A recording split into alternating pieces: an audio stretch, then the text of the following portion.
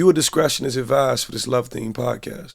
The content may contain discussions and sensitive topics related to relationships, dating, and love. Some content may not be suitable for all listeners, especially those uncomfortable with open and vulnerable conversations. We encourage our listeners to practice self-care and to reach out to a trusted friend or professional if they need support. You have no friends, you have me. Welcome to the Lost Lover Boy Podcast. Welcome to another episode of the Lost Lover Boy Podcast. I am your host, as always, Mr. Flexible, Mr.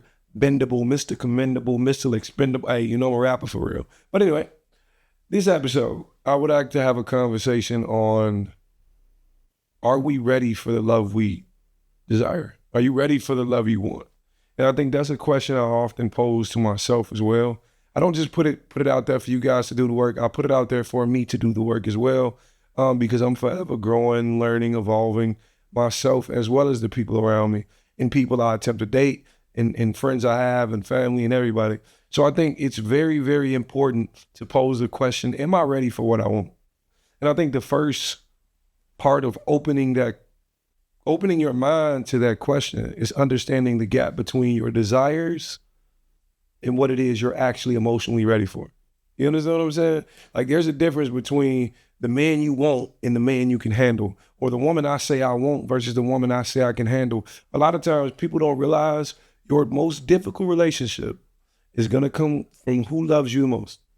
Your most difficult relationship is going to come from the man who's structured the most, the man who goes out of his way to make sure you're able to see yourself and you're able to learn and grow in moments. It's not going to come from your yes man. It's not going to come from the man you thought was just going to agree with everything you said. It's not going to come from the woman that I thought was just going to rub my head every time I was wrong and de-escalate the situation in sacrificing her emotions. No, it's not going to happen. It's the one who allows you to see yourself. And when I always think of Miss Wiley, I don't think of a pushover. I know my baby not going to be that, like, at all. Like, I know she's not even going to have a little bit of that in her, because she's going to be headstrong to the idea that her opinions and her positions and her statements, all those things matter in this relationship. All those things matter to me because I value her, if that makes sense. You know, and the thing about it is, when we sit and we talk about what we want in a man, we always talk about how financially stable this man has to be, now emotionally available this man has to be, how much of a provider he has to be, how much of a great father he has to be, all of those traits, everything you've ever written down in your journal saying, this is what I want from a man. I want you to sit and sincerely ask yourself, does what I bring to the table complement the traits that I'm asking him for? Can I handle what those emotions look like when they're in my face? Because we had this conversation on what you bring to the table, and everybody hates the phrase, right? But I honestly, in my opinion, believe it's solely reliant on what you think the table is. See, in today's society, everybody wants this provider, this man who's financially stable. He's gonna pay all the bills. He's gonna do X, Y, Z, right? And a lot of times when people think, what do you bring to the table? They see his table, right? But I wasn't raised like that. I was raised with two parents who put all their money together in a big potluck, and they spent between each other. You get what I'm saying? Baby, what you need to buy is what you need to buy. Let's just communicate it. We pay all our bills out of this. If you put in $200 and I put in $20, we got $220. You understand what I'm saying? And vice versa, because at times, a lot of relationship, it may fluctuate. What you came in here with may not be what you currently have, and I have to be okay with that. So when I sit and think of the table or what you bring to the table, it's solely the idea that this is our table. We're cultivating a meal for this family, right? And baby, I'm just trying to ask you so that you're not bringing spoons when I already got a handful of spoons. You're not bringing forks when we have an abundance of forks. We need a turkey, we need macaroni, we need greens, we need goddamn sweet potato, we need goddamn whole Thanksgiving feast. And I'm just making sure we're not stepping on each other's toes with what we bring to this table. Now, a lot of people ask that question because they be like, oh, you bring nothing to the table. It's a different conversation. because what my table desires, and this is me speaking as a single man, what I would like added to my table from my future spouse is not just monetary things. You get what I'm saying? It's not just sex when I want it. No, baby. I need deep conversations. I need thought-provoking. I need moments of reflection. Whether it's coming from you, me, or the both of us at the same time. I need to know that every time I sit down at this table, it's with an attempt to be better, right? And you want that for me, and I want that for you, and I want that for myself, so let's work on that. There's a lot of things. Peace is big for me. Like when I always think of what I need my person to bring in, all you have to do is complement this peace. I need a companion in peace. That's exactly what I need. But when we have these desires for this person, or these idealizations of what we hope them to be like, do you see yourself in moments you envision these fantasies? Like you always been talking about going out of town with your partner, and I want to be in Bermuda and in Bora Bora and Dubai and XYZ. Okay, how are you aiding that?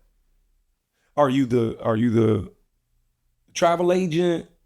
Are you planning the excursions? Are you picking out the outfits? Are you like what are we doing? Because this is I want each and every single individual who watches this podcast to understand it's a growing effort. This is not a me versus him thing. He needs all this and I can get by with just being this. A lot of times we sit, and this is reality, everybody sit and say, I want this physically fit person. Is it fair for you to say that and that your person to not? And here's the thing. I think what comes immediately after this position of understanding how far our desires are from what we are actually capable of handling is such an important conversation, right? But what comes immediately after that is your reflection of your current patterns. How many of your relationships ended the exact same way? Like I know when I speak on my previous partners and I look back on what they went through, it's a habit of the same thing. It wasn't much different. It was a habit of the same thing, and I was in that habit with them. You know what I'm saying? I've been in 2 long-term relationships, and they both ended very differently. Who I showed up as was the same, but they both ended very, very differently. Like, what's your patterns in love? Like, do you make it are you an easy person to talk to? Do you make your partner feel like they can come to you, or do you have a routine habit of shutting down every time something doesn't go your way? Can you not find a balance between anger and being upset? Or do they just blend together and once you're mad, it's just chaotic? Like, what patterns do you display? Like, even in dating, right? We sit and we talk about dating, but even the men you pick, first you gotta analyze that and see, is these common traits regarding these similar people? Am I attracted to trauma because I've only ever lived in it? Like, you gotta sit down and you gotta be able to do the internal work for yourself. Because when I sit and I think about the internal work, right, it's not easy. And I think that's the biggest misconception we gotta crush in life. The hardest thing you can ever do is be honest with yourself. Let's say you go to the studio, you make a song. Don't believe it's good. Don't believe it's good because you want it to be good. Now, you can wholeheartedly find success in whatever you do, for sure. But just because you went in there and you sung a little bit, don't make you Michael Jackson. Like, let's dial it back on here. We gotta be real with ourselves. Like, and the thing about it is what stops us from being real with ourselves is we make excuses for ourselves. Once you cut out the excuses, man, I don't feel like it, or I ain't sleep too well, or I didn't eat this morning, or oh yeah, that's all of the reasons I'm not gonna go to the gym. If I made excuses for every time I wanted to do something, I'd have nothing. The first thing you got to do is cut out the excuses and then assess your patterns in saying, this is who I've been, but this is what I'm going to do differently. You understand what I'm saying? Who you've been versus who you are right now, you can make those two different things. But you got to accurately and honestly assess who I showed up as. You know, part of my past relationships, I took so much time in questioning myself. Was I easy to talk to? One of the biggest things I had to check was my tone, right? Because my voice is already deep. If y'all don't know right now, I'm not even speaking at full volume. So imagine when this man, this voice, this persona is angry, or he's mad, or he's upset. Imagine how that could come across. That's something I had to assess in me, because when my person's sitting there and they saying, you're yelling at me, or it's intimidating, or whatever the case is, and I'm sitting there saying, it's not, this is my regular tone, regardless. If it's regular for you, you check that for who you're with.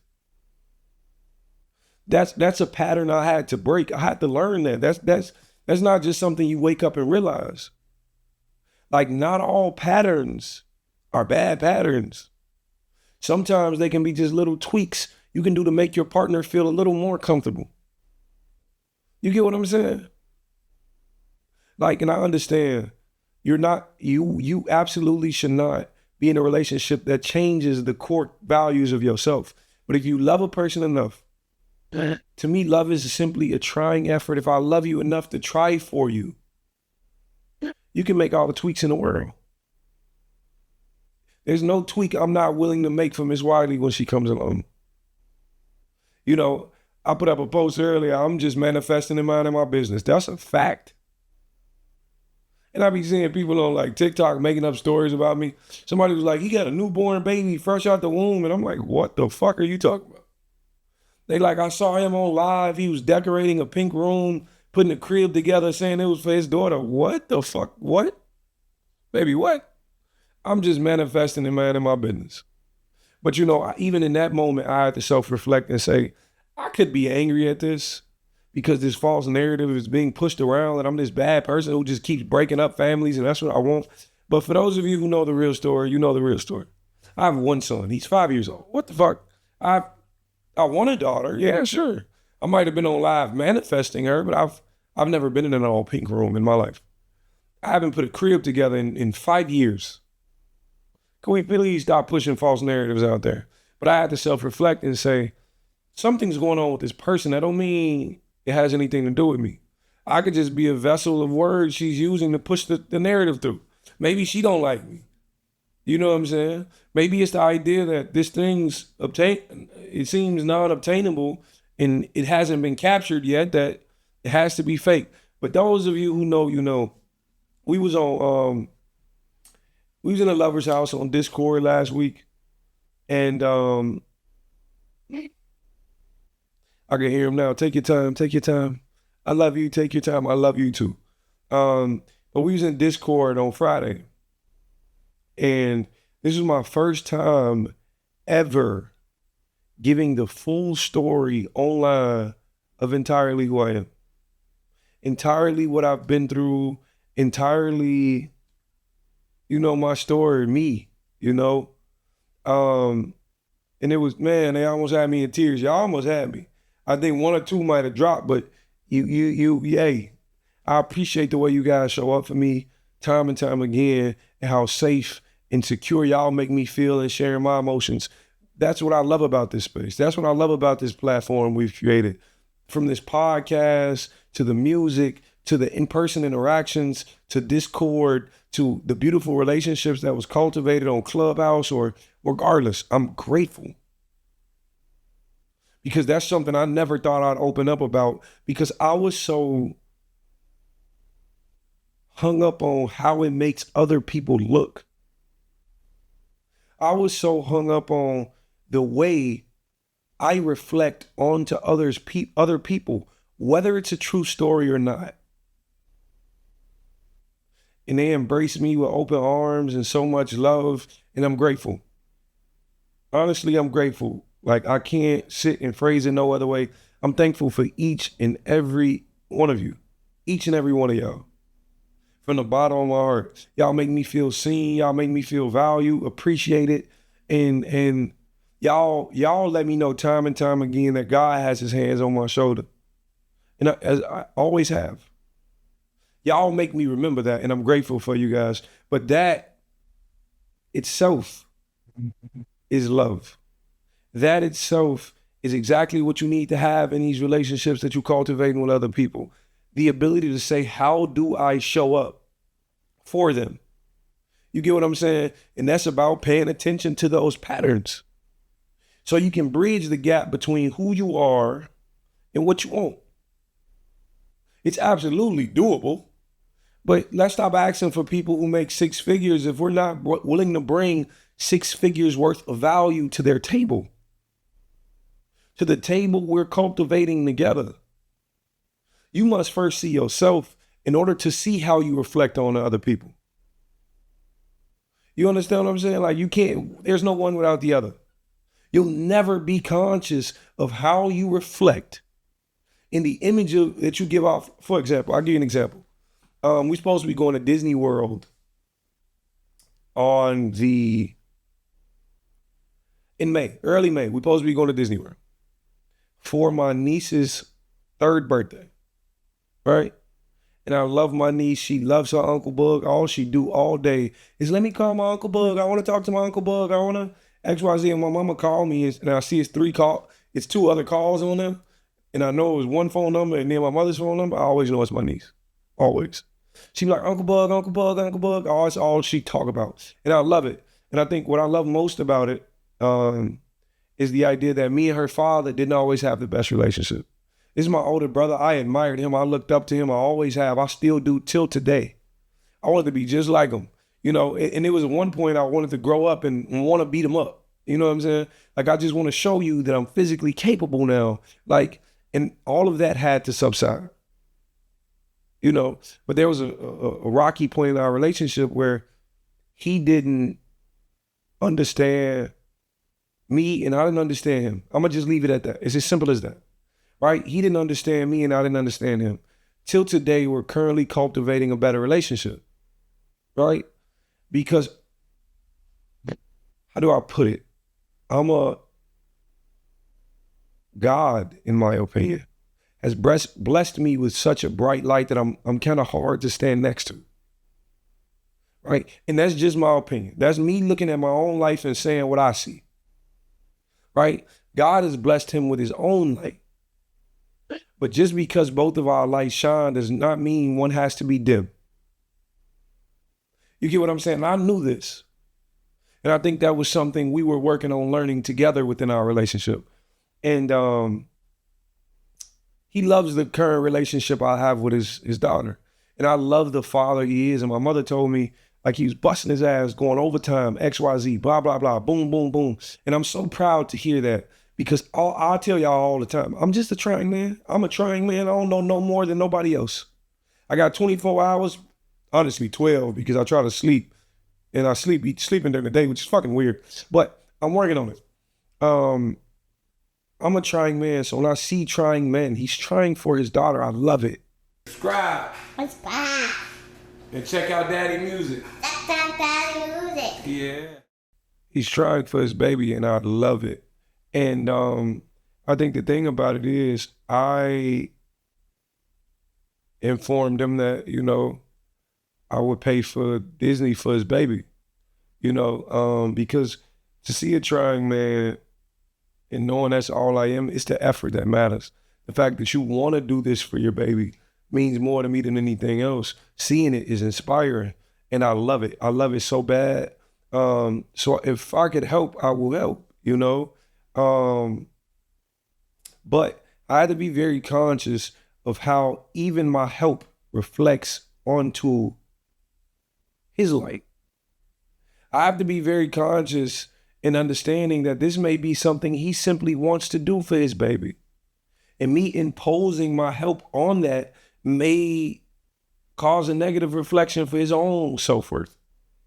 So I had to reach out to my mother, to reach out to him, to make sure it was okay for me even too.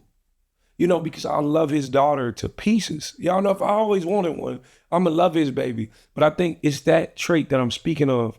It's your ability to see how even things you intend to do in a positive light, with positive intention, you still have to analyze how it reflects for other people. Because me and my brother relationship, man, it's in the most developmental state it's ever been in, and I love it.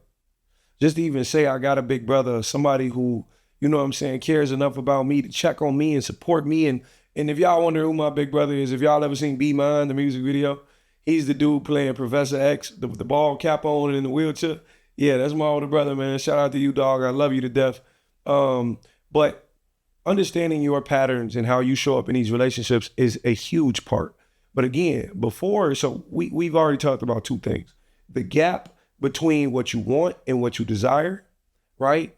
Then comes your patterns and analyzing those to see how you show up in these relationships, right? Then comes doing the work yourself, right? All of this has to happen. You gotta start. So I would say, do the work yourself, analyze your patterns, and then you'll be bridging the gaps between your desires.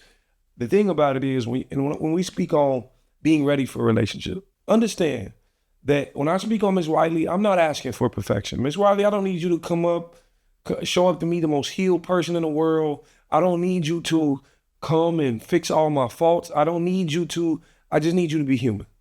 I need you to show up. I'm not asking for perfection.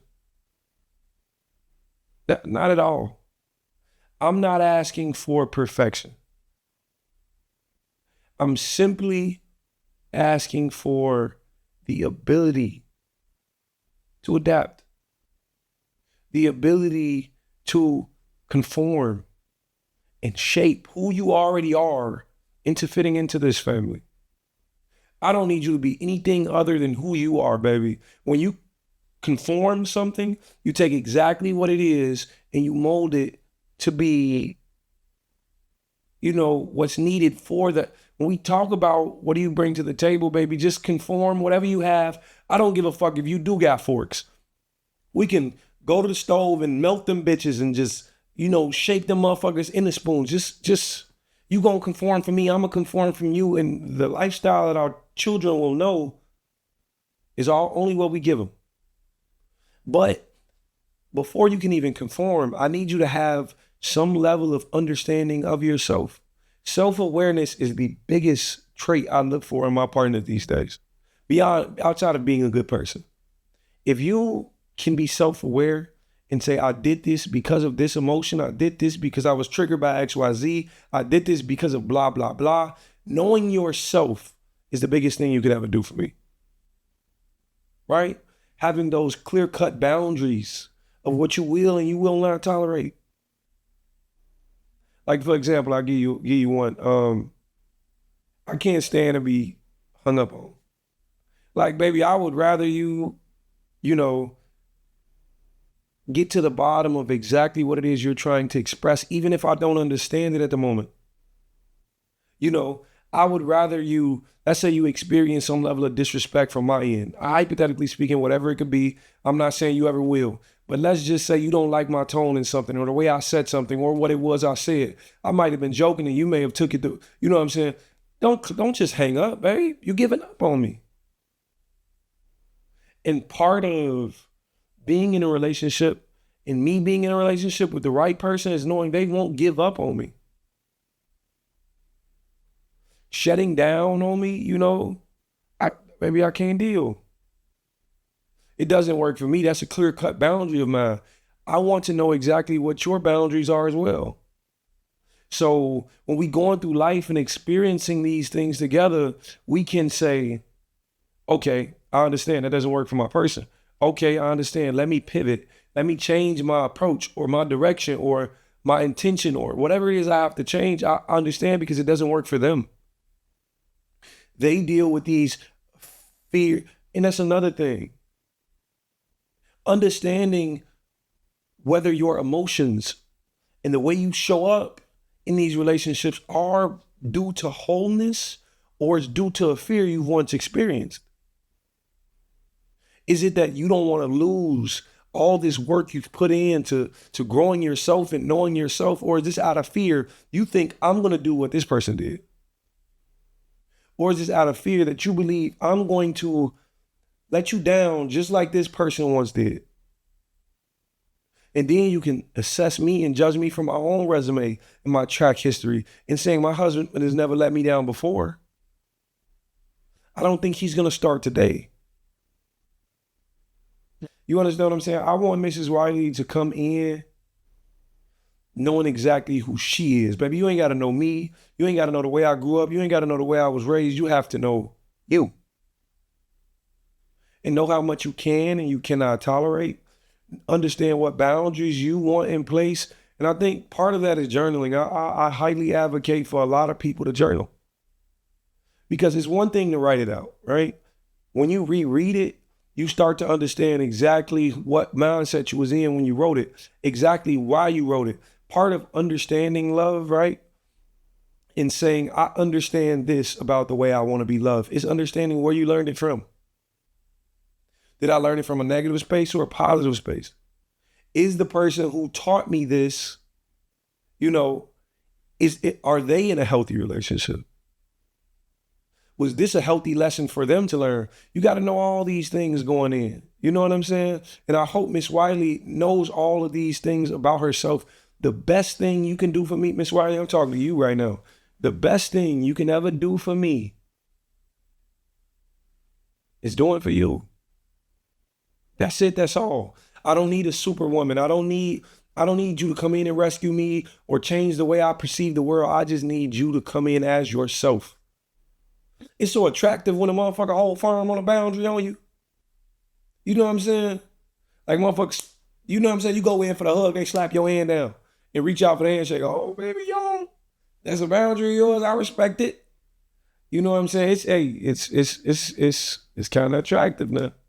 You understand what I'm saying? It's kind of attractive now. She told me I ain't no different than any of these niggas until I'm different. She said, you may be my husband, but you're not my husband just yet. So watch how you talk to me. Shit. Shit, you got it, baby. Don't call me baby. You got it. Whatever you need. Whatever you need.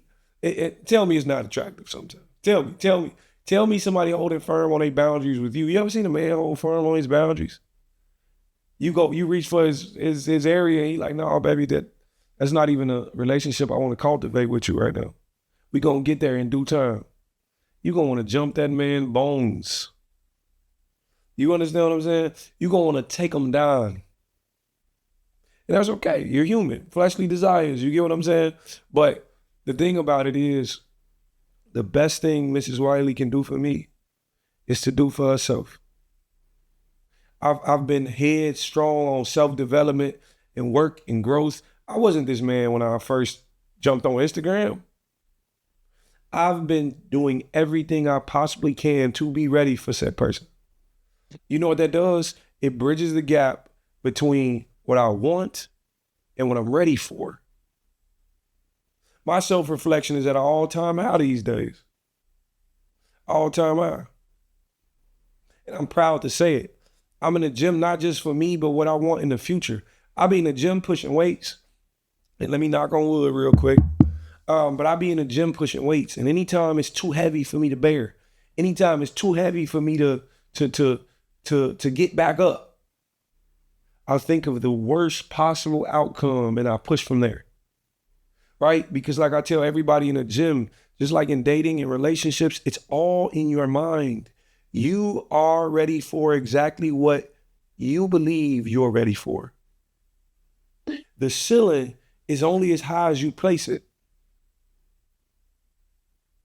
You get what I'm saying? You can only handle and will only be as ready for as much as you're willing to put up with, as much work as you're willing to do. But when I be under that bench press and I need me about 2 more, I'll be like, hey, Logan, you ain't dying on daddy watch. I promise you that. and somehow that motherfucker get the way it gotta go. All I'm telling you is if what you want and what you desire in life, you can put that much passion into making sure you're ready for those things when they come along, you'll be great. You'll be great. That's all the healing me, you, and your future partner can ever ask of you. You healing past traumas and things you've been through now is affecting just how far your child can go in life. I don't think you heard me. You healing what's hurt you then can change how far your unborn child can go. Don't get me wrong, I'm super, super proud of the man I am today and the man my wife will be able to experience, but I'm even more proud of who my future daughter can say her dad is. I'm even more proud in being able to say my future children can say as adults, the way my dad loved my mother was uncomparable to anything else. He showed up. But part of bridging that gap is bridging those gaps within yourself. You have to sit down and do the work, you know? So I think the next pod, I'm gonna show up with a journal entry, you know, from where I am currently in life. Hey, Discord and all my members on it, from the soulmates to the lovers to the dreamers, I love you guys. Thank you for showing up for yourselves and being able and holding space to be able to show up for me. I got a lot going on right now, but I'm managing, you know? I'm managing. I'm proud of everything. Sometimes I just be wanting to snap my fingers and do away with social media because there's so much negativity that comes along with the positivity. But then again, I look at all the beautiful people who've actually done the work in saying, I wonder if this man is exactly who he say he is. In digging and trying to figure it out. And I feel like I owed that conversation we had to my Discord. So they know exactly who they're supporting. So thank you to each and every one of y'all. Thank you to every single individual who show up and they listen to this podcast, knowing that I'm just as trying as you are. I want to be just as good and healthy and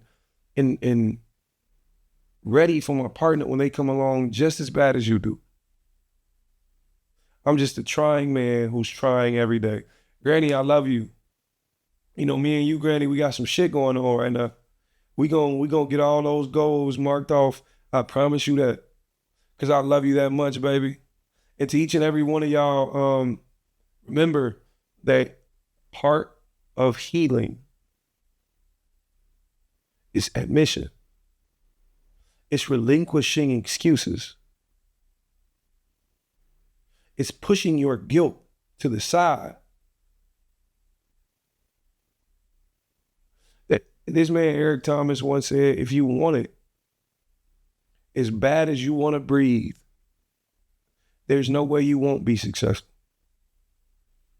So hold your breath for about 60 seconds.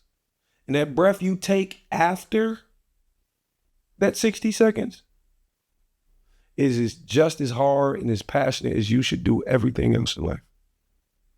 You know what I mean? I hope you do. Peace out.